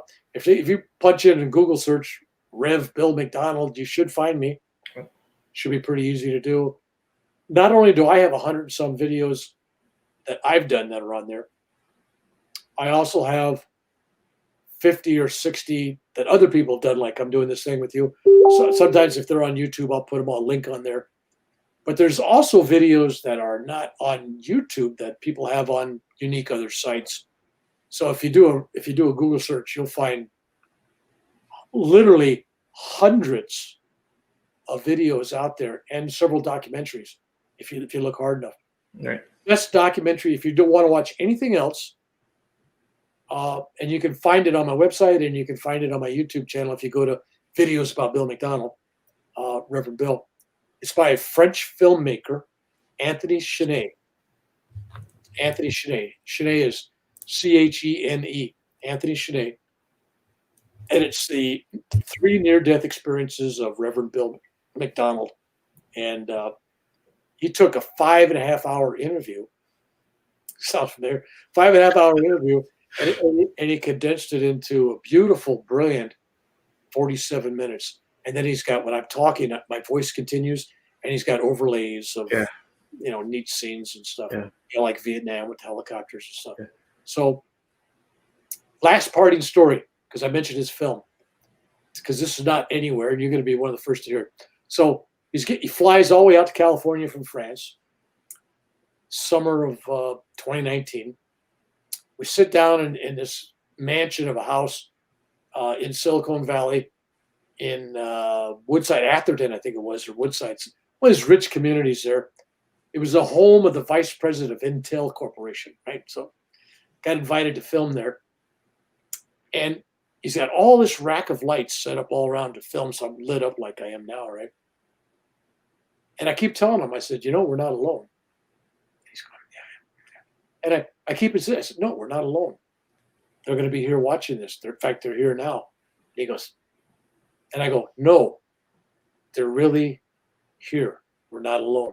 And just then, all of his lights, sparks flashing for about 15, 20 seconds. Then they stopped. I looked at him and said, you got your camera on? No. I said,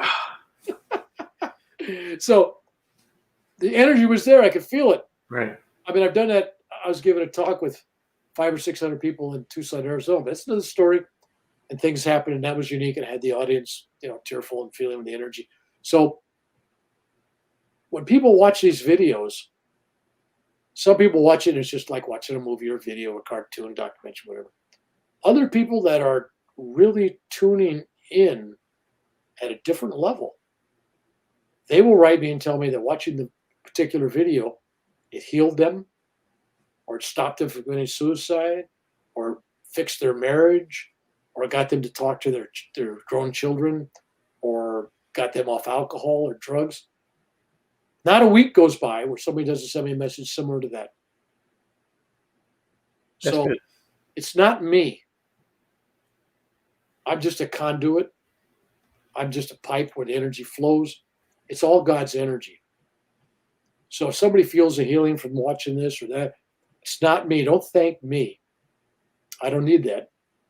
It's all coming from the same source that flows through me. All I do is like, you got a house, right? There's water out in the street. There's a pipe out there. But unless you have a plumber come in and put the plumbing right into your house, you don't have any water inside. I'm just a spiritual plumber. I'm just trying to hook up. I'm just trying to hook up the pipes, right? I'm just hooking up the pipes so you open the tap. The water coming through, the love, the energy, the healing. It's not me. I'm just a plumber that built it. Allowed it to flow. That's all. I like just that. That old Irishman likes to tell stories. That's it. Cool deal, man. Cool deal. Love it. All right, guys. Hey, thanks to everyone for tuning in, and thanks to everyone in the chat. The chat was pretty busy. Roman, you did a great job today too, man. He always joins and comments in the chat, so he did a great job today. And Mr. Bill, thank you a lot for joining today too, man. It was a pleasure. We have to do it again. I definitely want to book you for another time. Because like I told you, man, you know, you have so much to talk about and different avenues to go down. You know, I do appreciate that. Ukulele time. All right. God bless. All right. Thank you, guys. Hold on, Bill.